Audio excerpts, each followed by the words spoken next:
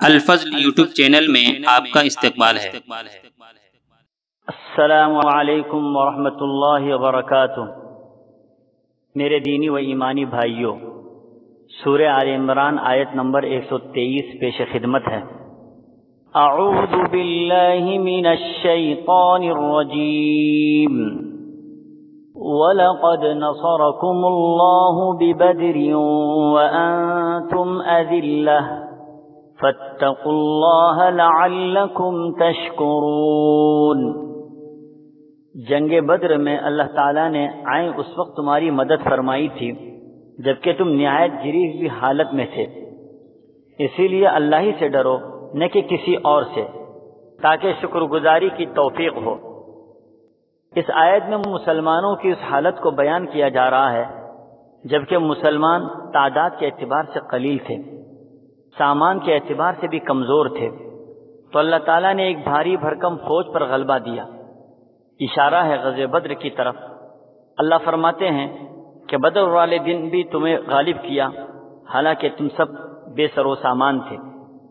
حضرات، بدر کی لڑائی 17 رمضان المبارک سن 2 ہجری 11 مارچ سن 624 عیسوی بروز جمعہ کو پیش آیا تھا۔ بدر مدینے کے جنوب مغرب میں 20 میل کے فاصلے پر ایک منڈی کا نام ہے۔ اس جگہ پر پانی بڑی کثیر تعداد میں تھا۔ یہ ریگستانی علاقہ ہے۔ توحید اور شرک کے درمیان کا یہ پہلا معرکہ ہے۔ یہ غزوہ بظاہر ایک مقامی جنگ معلوم ہوتا ہے، لیکن حقیقت میں اس نے دنیا کی تاریخ کا ایک عظیم انقلاب تھا۔ اس لیے قرآن نے اس کو یوم الفرقان کہا ہے۔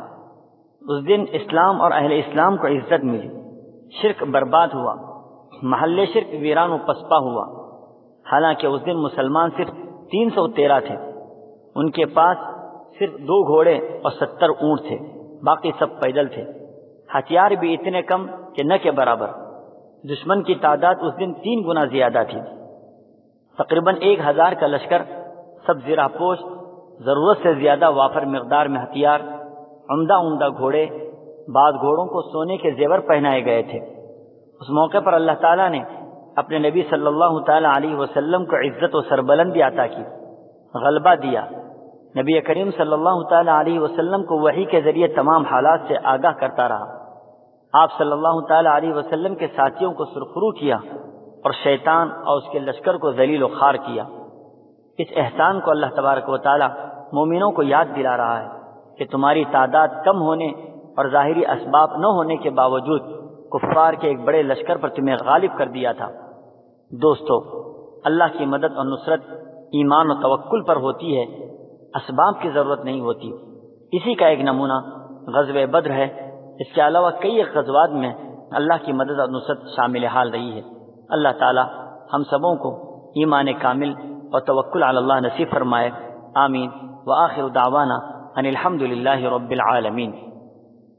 اس چینل کو سبسکرائب کریں اور اس کو زیادہ سے زیادہ شیئر کرنے کی کوشش کریں۔